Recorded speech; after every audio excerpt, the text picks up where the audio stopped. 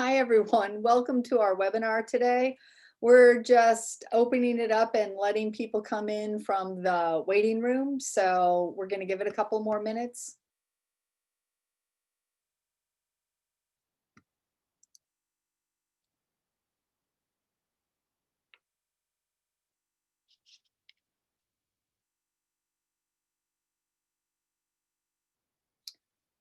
I first want to thank everyone for joining us today on a day when you might have other things on your mind. So I think it's really important that we all do what we can to keep on keeping on. So thank you all.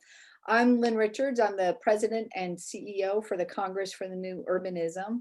And I'm here to welcome you all to our current edition of On the Park Bench, a public square conversation. We launched this series last spring as a platform to give our members a platform to kind of present the work that they're doing, discuss emerging issues, kind of toy back and forth during this pandemic time when so much of our work is virtual. Since we weren't able to meet in person, we wanted to create this space where we can come together once a week and talk about what's new. Today, we're going to hear from Jason King, Pamela Stacy, and Rob Piatkowski around welcoming cities, which is when we look at climate migrations, what can cities do to become more welcoming for those climate migrants? I'm really looking forward to that conversation. Todd Zimmerman will be moderating. But before that, both Todd and Ashley Walton will be joining us to talk a little bit about CNU's membership.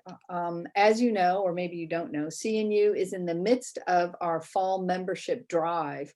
And what we're doing last week and this week is inviting members to come on to talk a little bit about why they're a member and why membership in CNU is so important. So Ashley, why don't you talk to us a little bit about why you joined? You joined as a student and now you've been a member for over 4 years. That is right. So really, I like to jokingly say that I'm a CNU member because I was raised on it. And while that's not exactly literal, I grew up in a very, very small town in East Tennessee, but was privileged to travel quite a bit with my family and was able to see a lot of different places. And so I knew that I wanted to live in a city before I knew what an architect was. And for many people, though, the first time that they experience a walkable environment is their college campus. And I went to college at Andrews University. And there, urban design is integral to the curriculum. It's foundational to the curriculum because of creating spaces for a community of people. So that, from the very beginning, that is part of our architecture education. And so the charter was actually required reading for me in college. So that was something that was just an underlying part of my education. And the thing is, though, like most of what we learn on college campuses, the rubber meets the road when we actually graduate and go out and try to test those experiences in real life. And so to me, the things that were so foundational to CNU were also so many of the reasons why I loved cities. And as I became a design professional and eventually a licensed architect and now an architect and urban designer, I wasn't just engaged in the loving of cities, but the making of them, from every level, from policy to design and all of these things. And so I think when you are working on something that integral to our day-to-day lives, having that community of people who you can discuss with, who can bounce ideas off of, who you can dive deeper into so many of these concepts with, becomes so important. And it's something, as a person who really loves academia and academics, the ability to not only talk about these things on an academic level, but how we implement them all across the country and around the world in so many different ways. That's really why I'm a CNU member, and having that ability to have my voice be heard in part of those conversations.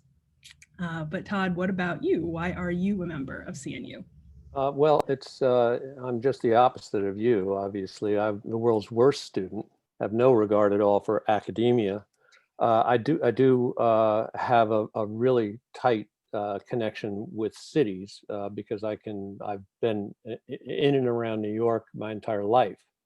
I was a housing journalist for a couple decades, and my shock of going out into the United States from New York City and discovering what it actually looked like was really extraordinary. And we had a client pretty early on who said, yeah, I'm going to do a development that's going to be like a town. And the images just came right to my mind. And a couple weeks later, I think I met Andres Duani. I go back to CNU 2, and I've missed only 2 or 3 since that time.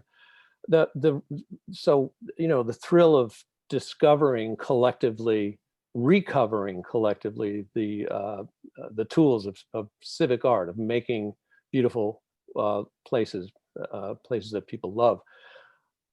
But the real reason is, why am I a member now after all these years? And CNU, I've been around for a while, as you can probably tell. The white hair is a giveaway. Of all the organizations that I've been involved with, where I've spoken, where I've had conversations with members, CNU is the place where the heavy intellectual lifting gets done. Yeah, there's implementation. All the home builders know how to build, the planners know how to plan. Now, after watching CNU for 25 years, the financiers know how to finance, but the actual intricacies of how all these things intertwine, and how that weave of all of the elements that make a place work, only CNU does that. It's weird. I always quote John Muir when I'm trying to explain CNU, and he said, when we try to pick out anything by itself, we find it hitched to everything else in the universe. And that is, that's Sierra Club, but it also applies to the economics and implementation of placemaking and place recovery. And CNU is the only place where you're still not locked in a silo, where a traffic engineer can have a great housing idea, and it goes into a plan. We have our areas of expertise, but we are all generalists, and being able to be with other generalists and be on a playing field where you can share ideas and new thoughts. And we're still, the thrill of discovery early on is still going on.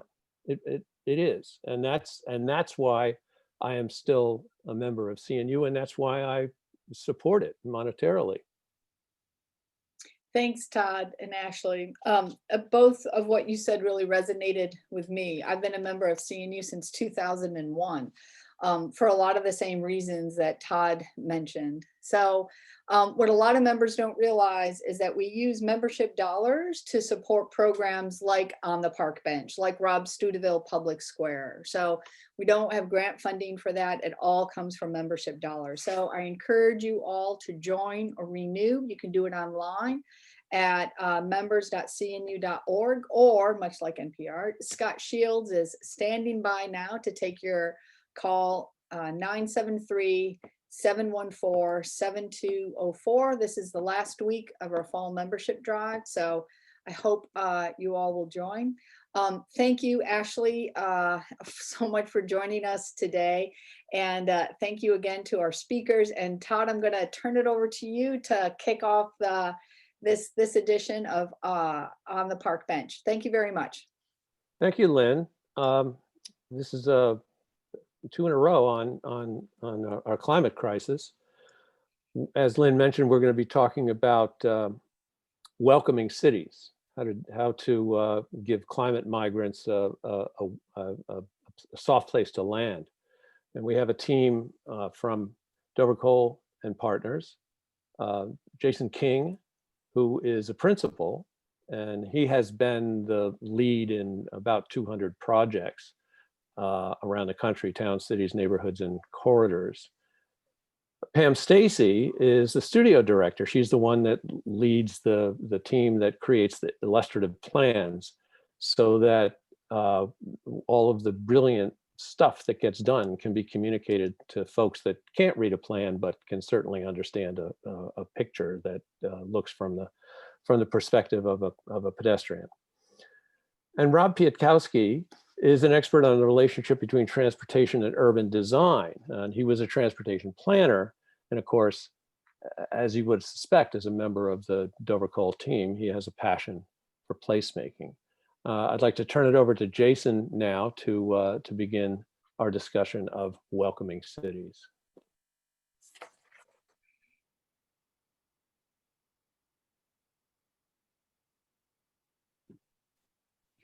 Thank you. Thank you for having us. Yeah, I think it was a couple months ago at the CNU Florida chapter meeting. And Lynn was talking about the concept of welcoming cities. And I had heard it in relation to political refugees or undocumented workers, but I hadn't thought of it in terms of climate planning. And that's absolutely what we need to do. So I thought, well, you know, we've done some projects, and it gave me an opportunity to look back on the work that we've done and the effect it's had. So I'm going to talk about Hammond, Louisiana, and the comprehensive plan that we worked on about 10 years ago. And I'll look back and see what effect it's had. Dover Kohl was working with a consultant team involving hall planning engineering and Steve Villavasso and Associates from New Orleans. We were working specifically with the Center for Planning Excellence out of Baton Rouge.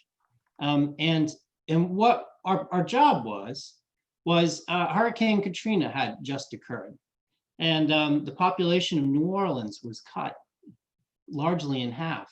And the mass fast migration with people leaving with just the clothes on their back, worried to the Center for Planning Excellence, CPEX. And they started retooling the planning work that they had been doing throughout Louisiana with the idea of in-migration in mind as a kind of adaptation strategy for a wetter, a more turbulent world ahead. And so instead of a big surprise and an evacuation and the tragedy of that, they started to think ahead, and they chose Hammond. Hammond's a small town about an hour and a half north of New Orleans. You drive a little land bridge between Lake Maurepas and Lake Pontchartrain. And Hammond is 45 feet sea level, whereas a lot of New Orleans on average is even below sea level. And it feels like the Louisiana mainland, just above I-12. And a comprehensive plan was in order. And so they started to ask us to think about climate mitigation, adaptation, and preparing for leaving, in a lot of ways, coastal Louisiana. Now, the thing about Hammond is that it's very, very different from New Orleans. If you judge Hammond based upon their big festival that they're known for, the Regional Strawberry Festival, and then you think of New Orleans in terms of Jazz Fest, for instance, which is my favorite time to go to New Orleans, culturally, these are two very different places. The other issue is that in terms of housing stock, a different approach would be necessary. And in terms of the median incomes, we're talking about a different socioeconomic and economic demographic that needed to be accommodated thinking into the future. So we had a charrette a little over 10 years ago, and it was attended by architects and the mayor and city council, planning commission, members of the public, new residents, longtime residents. Pam was drawing the illustrative plans you'll see in the presentation. It was really well attended.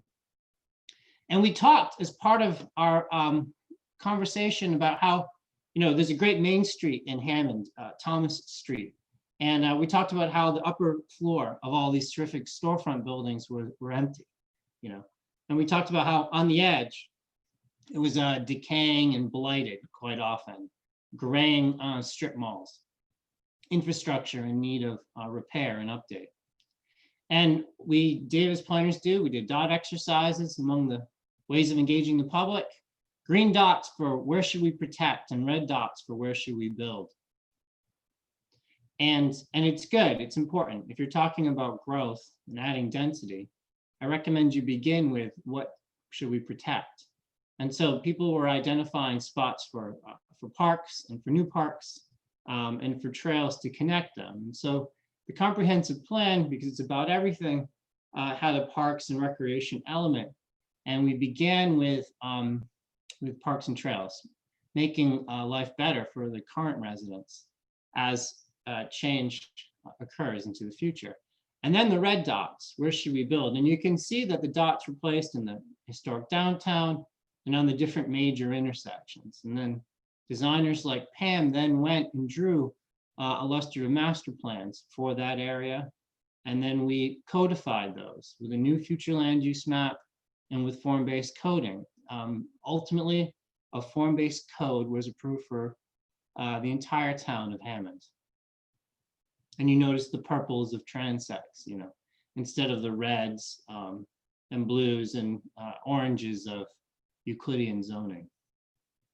What we were doing with the future land use map is we were making ultimately it much easier to build at higher densities to create a compact, walkable, mixed-use place, but also a place that could host many more people than the existing future land use map or zoning allowed for.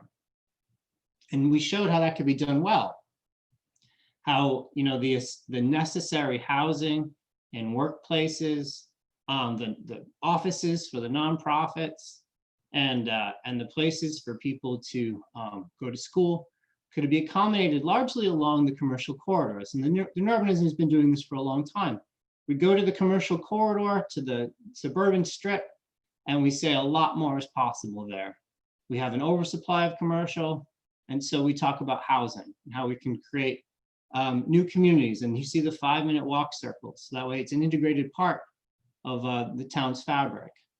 And then with renderings like this one done from James Doherty, we imagined a future where there's a lot more people, but there's also at the same time a higher quality of life and a diversity of places to shop and to be and to recreate. On the edge, we talked about, because a lot of Hammond was still very green, and the population was rising really fast after Katrina, and the subdivisions were coming in very, very quickly. And they were exasperating a problem in a lot of ways. It was, you know, single family houses in one spot and apartments in another and commercial in a third, and the low level war between all of them as they tried to stop each other from expanding or growing. And we tried to show, of course, right from the charter, the interconnected network of streets, great green spaces, and a variety of housing types for a variety of people, all designed in a way that made it work together. And we, of course, you know, like we do, we examined all the housing stock and we said, this is how Hammond used to build. And we could find the triplexes and the row houses and the townhomes and the duplexes and the granny flats of the last 100 years when this kind of stuff was built all the time. And we talked about how this was Hammond's tradition. We just needed to project it into the future. So now, 10 years later, if we look and see what has happened in Hammond, there's a few things to point out. One is that New Orleans hasn't had a major storm hit, Cat 3, since Katrina. And there's been multiple storms, including just last week. And Pam and I have got friends who don't have power at the moment. But there hasn't been a massive catastrophic hit such that it decreased the population, you know, thankfully, and hopefully that won't happen. But the population before the storm was roughly 500,000. And as you know, people left, they went throughout the country, Austin and Dallas and up to New England, Lewiston, Maine, and out to the West Coast. And slowly that population has been rebounding. And what that means is that the growth that we expected in Hammond has been a lot slower than we thought. They just reached 20,000 people, and we thought they would be reaching that 5 years earlier. Luckily, you know, there hasn't been a storm like Katrina. Now, at the same time, the other important thing is that the plan is still the plan. 10 years later, this is still the city's comprehensive plan. It's still the guiding document. I was talking to Tracy at the city last week, and she says she still goes to the plan for every major case, and she refers to it. She uses it as a training document. So while they haven't had a big storm, and the population has been rising slowly, it's still very much in play and part of every decision. Now, one of the great things that's happened is the second floor of all those buildings are full, even now. 90% of the historic buildings, their second floor or their third floor are now occupied. And there's a mix of residents and offices in those. And the plan helped. The plan recommended moving from the International Building Code to the International Existing Building Code and CDBG grants for facades. And we reduced the parking requirements and got rid of the FIR, all the things that new urbanists do in order to make it easier to put people in those second floors. And, you know, with the form-based code in the downtown, the new buildings that are coming in are just looking terrific. Holly and Smith Architects did this. This is a brand new structure, 200 downtown. It's a mixed-use building with awnings and shop fronts, and the parking is in the back. And they rebuilt the sidewalk, and there's oak trees that are planted. And this would not have happened under the this was not even possible under the former code that they had.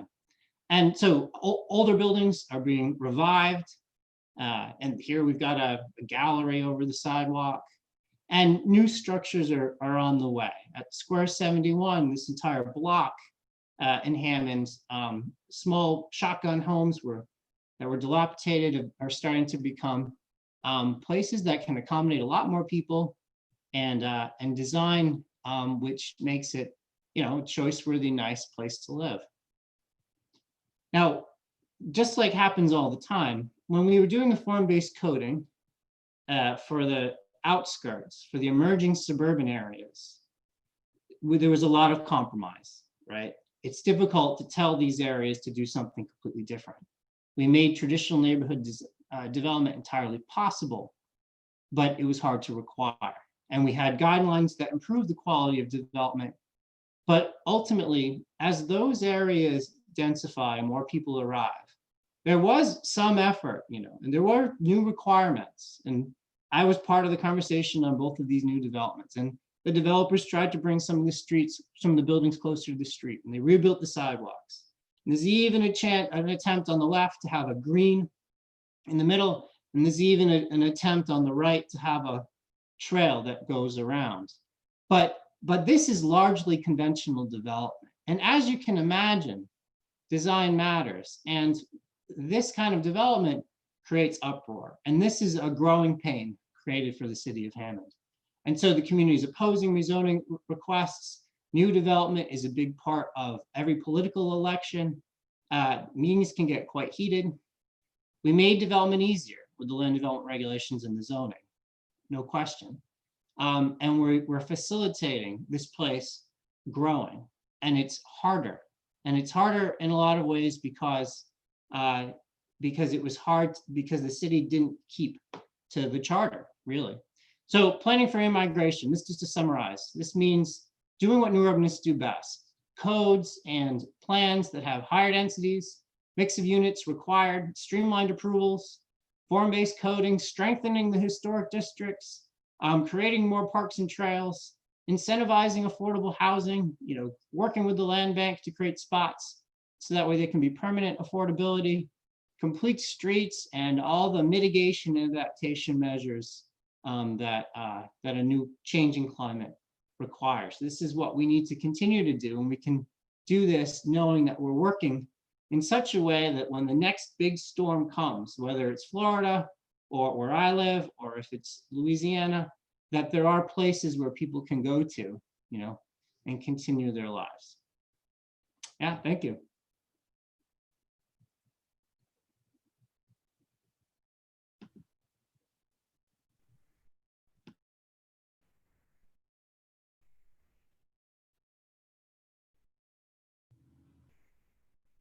All right. All right, well, hello. I'm Pamela King. I'm the studio director at Dover Kohl Partners, and I'm taking a little different approach, looking at, you know, planning for a shoreline exodus with walkable urbanism. You know, most people live really close to the coastline and the shore because the beach is a great amenity just for where people want to live, but it's also where a lot of jobs are as well. And so we're looking at more of the interior and using trying to create amenities away from the shoreline, but then also while doing the planning from the beginning, thinking about climate change and mitigation and adaptation, and what are things that you can add to a project to help the environment from the beginning. The project I'll primarily be talking about had an amazing client, Knight Kiplinger, and a lot of what has been achieved is due to him, along with Marcella Camblor. Todd Zimmerman also worked on this project as well. And so it's not only rising seas, but storms, as Jason mentioned. I remember Hurricane Andrew in 1992. I was in high school at the time, so I'm dating myself a little bit there. And I remember it seemed like everyone from South Florida was moving up to Central Florida while the storm came, and the gymnasium at my high school was just filled with people while we were going to class. And so, I just have this memory of that and always thinking like, where is the, best place to locate to hopefully not have to do that. So looking at this new field is in Martin County. It's got a 26 feet above sea level, whereas, Miami is typically only 6 feet above sea level. And so every bit that you can get in elevation and more inland that you can get is going to help when you're locating a project. Now, Knight Kiplinger has owned this property for a very long time in Martin County, and it used to be very connected to the surrounding area, lots of natural systems, and a portion of the property was used for farmland, and the development was to the north and off to the east. But now that development has come to this site. It's kind of the hole in the donut. And so it's appropriate to look at this site for, what is next phase as far as development as well as protection. It's got a lot of development coming up around its edges. It's a very beautiful site. It's got a lot of the natural wetlands and sloughs and uplands in this area that have not been disturbed or damaged. And so we really wanted to look at what can we do to help preserve this large natural system that's surrounded by development, but we want to try and keep it intact as much as we can. We want to use it as an amenity. We want to add trails for hiking and biking within walking distance of people's homes. And so preserving it, but then also using it as that amenity because people can get outside and be active and have this great place that they want to show people when they come to town. We often talk about postcard views. And so, getting people out and walking around without going to the beach. This property has also been used for farming. And so though looking at this area where the farming is as a place where you can focus the development as opposed to where the natural systems are still intact.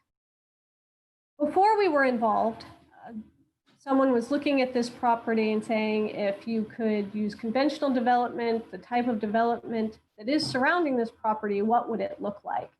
And so you can see Citrus Boulevard kind of diagonally cutting through the property, but then it's all just very large lots and just really squeezed around the existing wetlands, and the natural systems no longer really exist. They're very disconnected.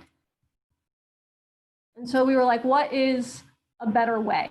And so using all the tools that we've learned from new urbanism, creating a very compact core, the connected neighborhoods, each with its own center, all compact and walkable, but then really pushing all that development together so that we can really preserve what's there. And so the focus of this project was to have 70% of the land to remain protected and undeveloped, with only 30% of the site being developed. That was not a requirement of the land development regulations. That was what Knight Kiplinger, as the steward of this land, wanted to do. And so he really pushed us to achieve that. And so when you come from the south and the east along Citrus Boulevard, we kept the pasture areas and the uplands and looked at putting in a pony club with horse trails. There's a lot of people to the south of the site that own horses and wanted a place to take them, at the same time of having hiking and biking trails as well. On the other side, coming from the north, you have a lot of those wetlands and trails, but then we're also preserving some of that commercial farm. We're preserving 100 acres of commercial farm so that we're not just getting rid of the farming. In addition to that, there's also some citrus groves and plenty of acreage for a community farm to have another thing for the community to rally around and come together. And then at the center is where the town pulls up against the road and is very compact and relatively dense compared to the surrounding areas, but makes it feel like a place. It's not a subdivision, it's a town. And so part of that center is having this CSA farm stand, starting to get people to the site early on. And so this is what the project is currently working on, developing this portion now so that it starts to bring people to the site even before there are homes. Making sure that the neighborhood has a mix. We have our community farm, our CSA, we have commercial in the town center, and a mix of housing types and building types. And so instead of showing the traditional transect plan, this is actually going a step further and showing the actual mix of housing types and sizes, and just it's not one long string of any one thing, to really get that mixed feel in the community, but also having a unique town center. And each neighborhood has its own little core, but also a commercial center right here by the road. Now, those are things that are traditionally done with new urban projects and new communities. And so here are some of the things that we went a little bit further on. Is the northern portion of this site is lined by the C23 canal, and that connects Lake Okeechobee with the ocean. And the C23 canal and the water coming out of Lake Okeechobee is very nutrient rich. There's a lot of farming, especially closer to Lake Okeechobee, that occurs. And so this is very nutrient rich water that often creates very dangerous algae blooms as it's heading out into the bay and into the ocean. So our site is uniquely located where there is a gate, a canal gate that can control the water coming from Lake Okeechobee and heading out. And so we reserved over 100 acres to put in a new wetland system that would take the water from the C23 canal, clean it up through a series of flow-through marshes, and then return it to the C23 canal cleaner than when it was originally coming past our site. So in addition to making sure that we're cleaning the water from our development area before it's heading off of our site, we're also taking the water that's just passing by and cleaning it up before it continues on. And so when you're talking about climate change, just kind of recap, we typically talk about mitigation and adaptation. And so some of the mitigating things that we really focused on, you want to lessen the amount of greenhouse gas pollution that's going into the atmosphere. So that's looking at the walkable and bikeable streets, using a mix of uses, having connections to natural systems. So you're just reducing some of the trips that people would be taking. Also, with the smaller lots and sizes, you have less lawns, and so there's less water consumption. And looking at the carbon capture, in addition to the street trees that we advocate because they make great walkable places, keeping the trees that already exist in these large pineland prairie areas, they're already holding that carbon, and so keeping that carbon sequestration intact.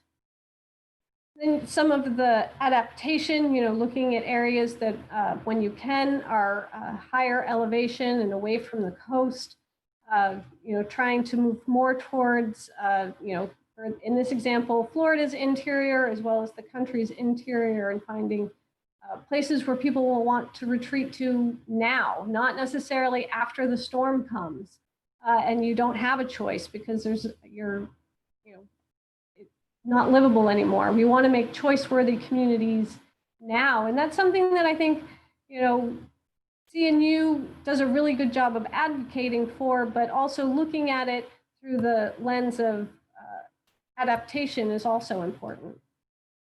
Something a little different from when Jason was talking is due to Knight Kiplinger's just stewardship of the land in the past and his commitment to creating, 70% of open space and looking at cleaning up the C-23 canal, a place like Martin County, which traditionally is very hard to get development approvals, has seen quite a bit of support from both the community and the Board of Commissioners. And it's not just new communities. Looking at wherever you have a place that's higher, there's many, many small towns. This is an image of Lake Wales, Florida, which is at 148 feet.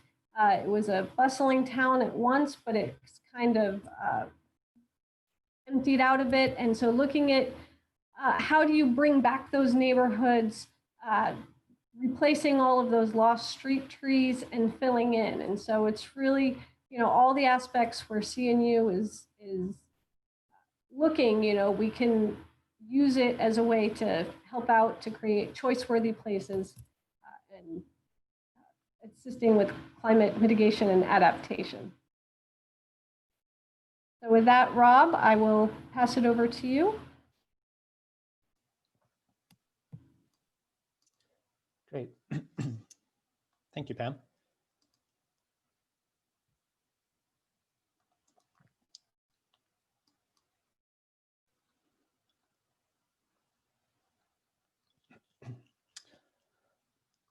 All right, so my name is Rob Piatkowski. I'm a town planner and urban designer at Dover Kohl Partners. I'll be talking about the SMART plan in Miami-Dade County and how it's an example of preparing cities to defend, adapt, and retreat with transit planning. Dover Kohl Partners joined the planning process for the SMART plan in 2017 and working with Calvin, Giordano and Associates to develop a land use scenario and visioning plan for one of the 6 corridors of the SMART plan. So Miami is already experiencing the effects of climate change, especially when it comes to flooding. We have a phenomenon down here called sunny day flooding, where when the tide gets a little too high, the water tends to flow in the reverse direction back through the storm drains from the bay and into the streets. And this happens throughout the low-lying parts of the county, especially in downtown and the beach. And heavy rains really exacerbate this problem.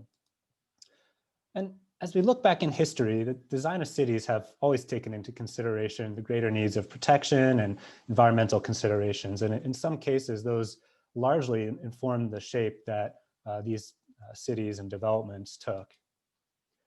A little bit more about the SMART plan. It's the Strategic Miami Area Rapid Transit Plan, and it's a program of projects to advance rapid transit corridors for the county. And it's really intended to help achieve county and community population and employment goals along 6 rapid transit corridors of various types: rail, bus rapid transit, monorail, and so on. And why is this necessary here? This is a very fast growing region. By 2060, 3 million more people are expected across Southeast Florida, and 1 to 1.5 million of those within Miami-Dade County. So, begs to ask the question is where will these people live and how will they get around? When talking about population growth or development, traffic inevitably comes up and is the conversation we always have. And concerns on traffic and parking are really what drive decision-making and in many cases, the ultimate design of the places we build. And looking at the status quo and accommodating this population would really stress the systems. And if we just kept with highway building and sprawling subdivisions, it would not really be a pleasant outlook for transportation. So with the growing population, another solution is needed. But a new conversation on population and growth should really be more related to climate change. And the greater challenge for us in South Florida and other coastal communities is sea level rise. Over the next 20 years, 50 years, and 100 years, the seas down in South Florida are projected to rise anywhere from 1 foot to 2 to 4 to 6 or even higher as we get further out.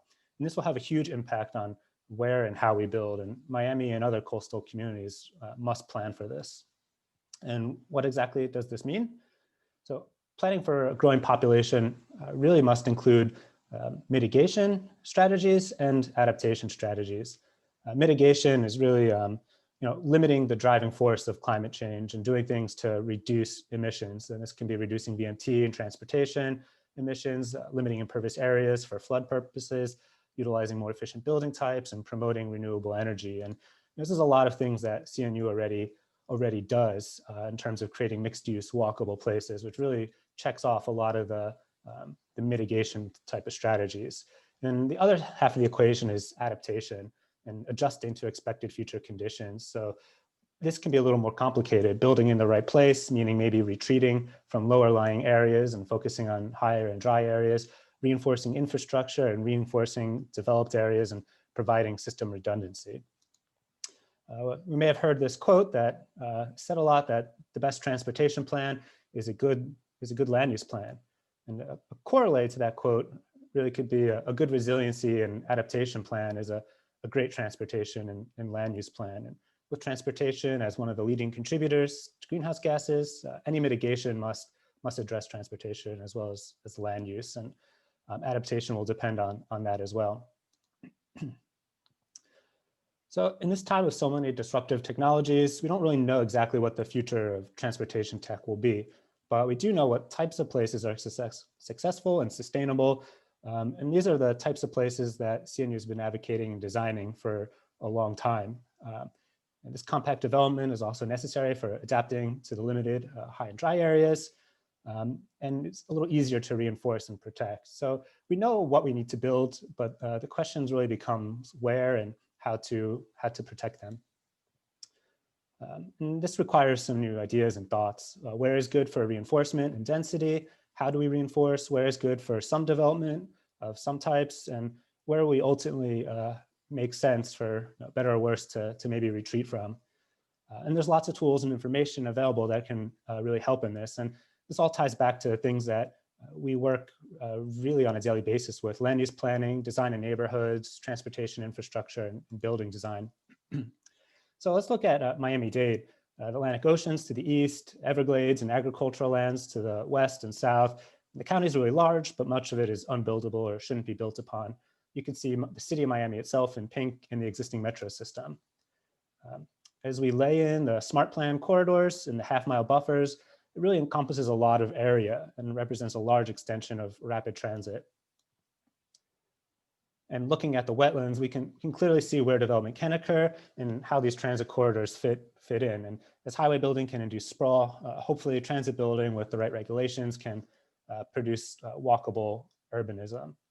And then as we look at these as it relates to sea level rise for a projection for around 2070, most of these corridors, with the exception of the beach, really are outside of the area projected to be inundated by 2070. And for those areas that are not in the immediate threat of sea level rise, which is in Miami is a different scale and a different time frame than in other places, these should then become areas where we really look for accommodating the growing population. And the South Corridor is the one that Dover Kohl worked on, and so I'll talk about this one in just a little bit more detail. We worked on the visioning and land use planning for this corridor, which was an existing busway following the Flagler Railroad alignment from 100 years ago. This is the fastest population growth area in Miami-Dade County and surrounded by large amounts of ag land. As always, public process is really important. So through a series of workshops and study advisory committee meetings and public involvement, we were able to help create a vision for how much growth this corridor could support and what it would look like. Today, there is the existing bus transitway, some new developments coming in at relatively higher densities, but we still have a lot of vacant land, some disinvestment, and not a complete holistic outlook on where and how development should come in. Zooming in, we see it's really just a narrow strip of land here with the agricultural areas and the urban development boundary kind of protecting a lot of the rural space. And as we extend the South Plan or the Smart Plan South Corridor, we can start to see some of the mitigation and adaptation benefits. Reduced driving, it becomes possible, reducing VMT, transportation emissions, and this is promoting building in the right place and provides a redundancy to the highways to have an alternative means of transportation. And taking a closer look at sea level rise in the station areas, we really wanted to see how the land use planning and visioning for the pedestrian sheds kind of fits in with the overall picture of looking at what challenges we may face from climate change. So really, these are the areas to focus the walkable mixed-use urbanism that CNU does, and also opens the question for how can we reinforce infrastructure in these areas while avoiding the other areas in between or a little further out where sea level rise is a little more, areas that are a little more prone to sea level rise. And we also did a brief tour of the corridor to help people understand what this could mean, at least from the urban perspective of what the development could look like. And a lot of it is the things that CNU's been talking about and doing successfully for a long time: infill development, street design, and a mix of uses, making use of mall sites and how we retrofit and make more efficient use of the limited space that we have available down here that's actually at a higher elevation. Instead of sprawling out on that, we'll really need to start thinking about focusing more in these higher areas. And that also has the added benefit of higher transit usage, which can help reduce emissions. And really recognizing just how close this can get to some of the agricultural lands. And by building densely in one place, we tried to make the argument that we can protect the agricultural land and the other open space and wetlands that are so important. So for our role for the SMART plan was, how do we adjust the land uses to meet the goals and visions for the higher densities in those station areas? And by concentrating development into walkable centers, we can have more resources to reinforce those areas, and it becomes more practical to reinforce from sea level and storm surge smaller areas rather than larger ones. And when looking at this diagram, I couldn't help but think, where have I seen this before? And it kind of brings me back to the image at the beginning. So people have been adapting cities and towns and the places we live to meet their needs pretty much since the beginning of building them. And as centuries ago, we designed cities to repel and protect from invading armies. We now have the invading sea to keep out. The biggest difference is we have a lot of influence just over just how strong a force it will be. And so, it's not just adaptation, it's also mitigation. Right? And with that, I'd like to transfer over to questions. Thank you all. That was 3 completely different looks, but there is a common thread. Besides CNU, I'm well aware that this is we're in the midst of a membership drive, and I don't think that there could be a better advertisement for the power of CNU than seeing the tools that our organization provides being used in 3 very different circumstances. But we have some time left for Q&A. For those of you out there, there's a Q&A button in the lower center right. So ask your questions that way, and I will relay them to the panel. I'm going to take the moderator's prerogative and ask the first question. And Jason, you and I chatted about this a little bit earlier, but can you or your colleagues discuss how you feel that CNU is uniquely positioned to address climate change? Sure. I think you answered the question, Todd, when you were talking about what it was that attracted you to CNU. You said, these are generalists. These are people who don't work within silos. These are the only people who can build new places, because new places are complicated things. And so, yeah, the new urbanists do that really well. We're just really comfortable thinking about 4,000 acres or doubling the population in a small town, or building a high density, 60 units to the acre transit oriented development. It's design. That's what the new urbanists have to contribute. So if we're talking about levees and pumps, those are the engineers, right? If we're talking about new regulations to curb emissions, and those are the American Planning Association planners. The new urbanists tend to be a little wary of new regulations. But what we're really good at is designing new communities like Pam was showing that get approved. And designing, if you looked at Rob's renderings, those are pretty incredible. But there's a form-based code down there in Homestead, Florida. And so development is improving the quality of life. People are not fighting. We're working on projects, building those things that Rob showed. And people are, in a lot of cases, welcoming this development. It's creating a center in otherwise placeless sprawl. So that's what we do. We design great new places. The fact that this is a worldwide emergency will not stop NIMBYism. It will not stop people from protesting development. But if it's a great neighbor, if it's a choice-worthy new center, then you are creating cities that will welcome new development, I think. It's interesting you mentioned NIMBYism. I think that CNU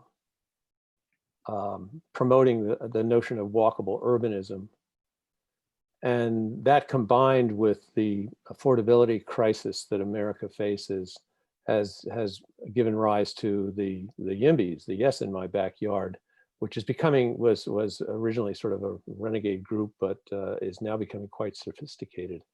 We have a first question from an attendee or viewer, which is usually the first question. Have you encountered potential funding tools that can help communities carry out mitigation plans such as those that you've shown? Let's see. I'll just start, and then Rob and Pam. When it comes to funding mitigation, so what mitigation is putting less carbon pollution into the air, and if possible, even as Pam talked about, sequestering it, turning carbon pollution into trees and into life. In terms of mitigation, Rob's project, that SMART plan, that transit plan, that's a $padillion project to really, it's going to double the ridership, the transit ridership in Miami-Dade County. So that is transportation funding. And Rob and I both worked on the long-range transportation plan. That is taking transportation funding that would have gone into highways and flyovers and diverting that to create transit. So, the United States, we don't like taxes very much, and we don't like paying for things, but the reality is there are enormous budgets out there that can be redirected to accomplish transportation goals, which put a lot less pollution into the air. So I would say that our existing transportation budget is the first place to look. I would say also, when looking at funding, is there are a lot of projects that are funded, especially through like capital improvement plans. And so it's looking at, what is already on the books, what is already being lined up to be done for a city or a municipality. And so then how can you just change that project a little bit or add on to that project to make it so it's helping with the mitigation and the adaptation. If that's, there's a street that's going to be rebuilt, well, can you rebuild that street a little bit higher? If there's stormwater that's being worked on, well, can you make sure that pumps are included and that they have backflow preventers? And so it's taking things that are already being funded. And so it's not saying you have to fund this whole thing for climate change and for mitigation and adaptation, but what's already being worked on and how can you just adapt that and maybe add a little bit more to make it so it's helping you adapt for the future. Okay, thank you. We have no other questions. Would you, did you folks discuss the common threads amongst the three very different case studies?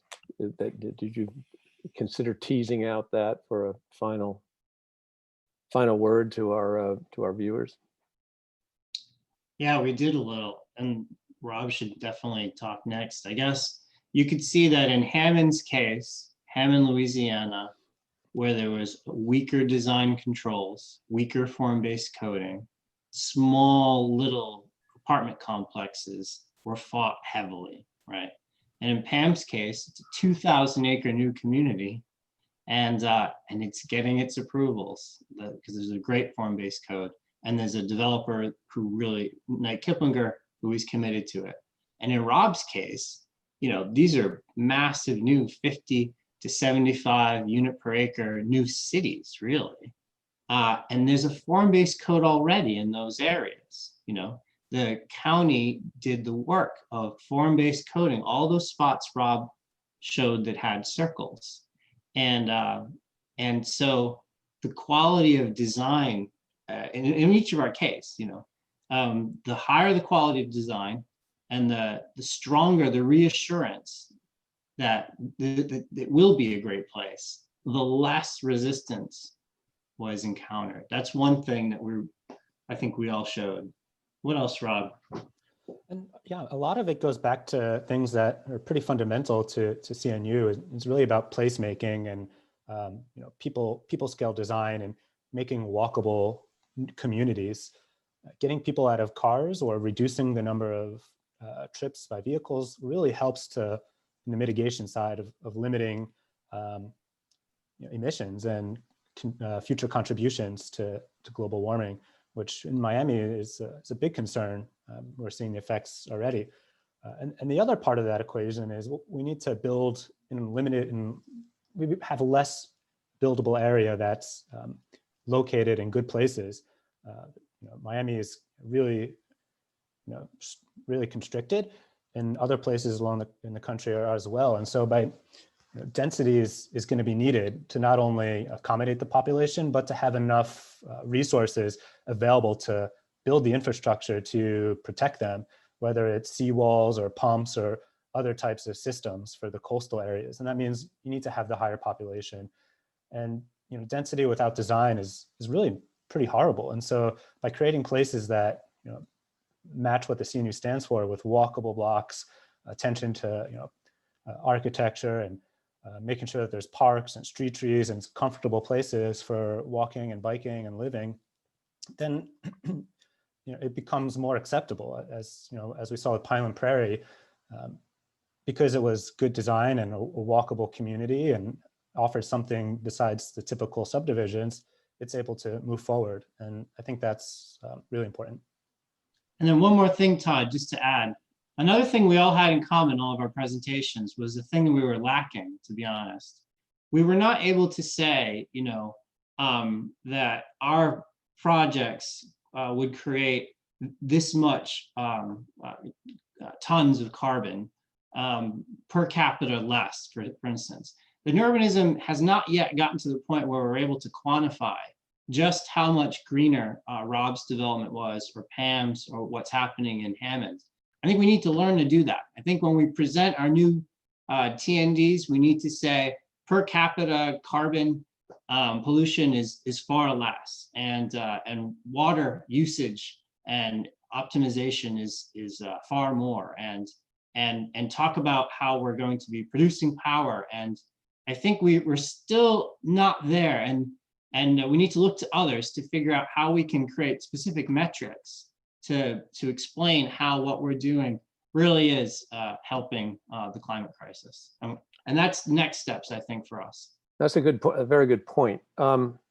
We do have a second question that I think Rob touched on very well, but it's sort of New Urbanism 101 for the students listening. Please say something about the importance of making urban spaces, placemaking, the importance of geometry, the appropriate dimensions. Rob talked about that a bit. Would either Jason or Pam want to expand on that as a having, you're getting the last word, so keep that in mind.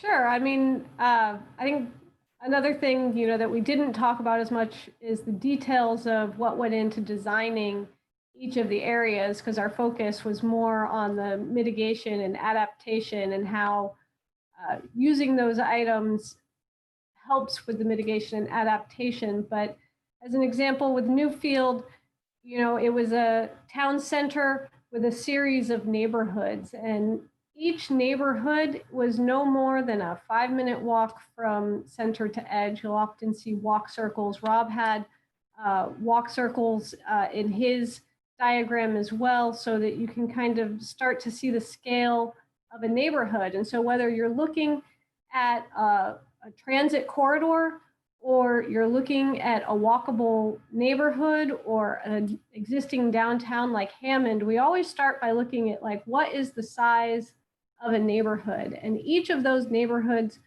really needs to be, like I said, it's a 5-minute walk. That's about 1/4 mile from center to edge.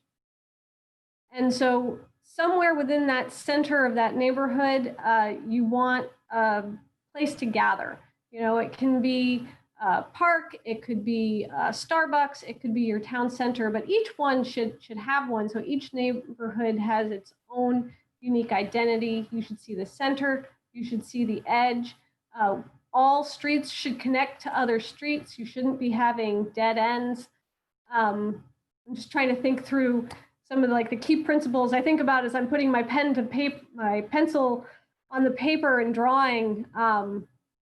Typically, you want to look at your edges are going to kind of create the unique parts of your neighborhood, as you are connecting one spot to another, but then you're constrained by what's there. And so it's really creating those small little moves while keeping everything connected. I guess I'm starting to get repetitive, so I guess I'll end it there, and just making sure that each neighborhood is its own thing, no matter what scale you're planning at. And then Thank you, Pam. Yep. Okay. Well, I just, Pam was talking about the principles that you apply, but then there's, every place is different. We don't have a tabula rasa, and dealing with the challenges is where civic art comes in to play. And when you think about the places that we love, so many of them are the principles going up against landform. Think about San Francisco dropping a grid on a very hilly place. That's an obvious example. But Jason, did you want to finish it off, and then we'll wrap up? And Sure. Well, I was just picturing when Pam draws, other thing that's going to be very important in the future in terms of plazas and the scale of the park and specific geometries. We're talking about a more turbulent future with the seas rising and the storms. But there's another future on the other side of the country, which is a hotter, drier world. And that is about, creating public spaces with a great sense of enclosure, with a lot of shade, arcades and galleries, trees, if you can count on them. This is something else the new urbanism is really great at too, because as it gets harder and harder to be outside, we're going to have to be more and more deliberate about the spaces that we create, and the charter and the designs that people have been doing for so long really speak to that, I think. I just wanted to put in that part. thank you, Jason. And thank everyone for viewing. Be sure to let us know how we're doing.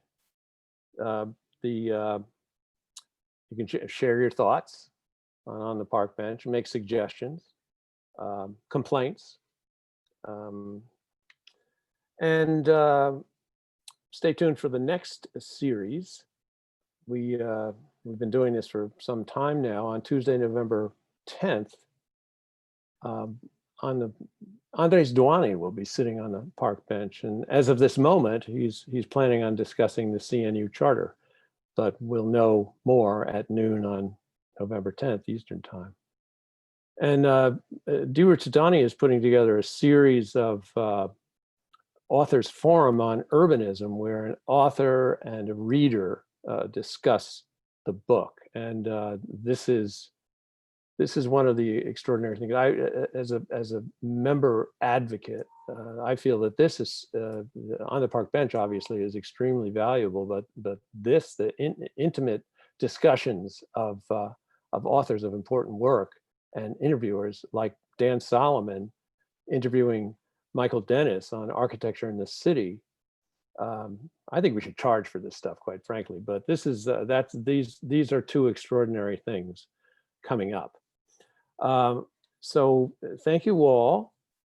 And I want you all, those of you, I see there are 32 of you remaining, and those of you who are not members, raise your hands right now and call Scott Shields, who is the membership manager, and join CNU.